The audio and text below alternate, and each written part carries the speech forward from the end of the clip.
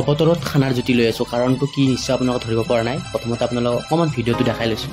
ধুন ধুন গুণ গুণ মুন মুন ঝুন ঝুন কণমানি পুতলা কাণ পাতি শুনচোন হিয়াৰে ঝুনুকা বাজিছে ঝুন ঝুন কোনোবা আহিছে চাওঁ গৈ বলচোন।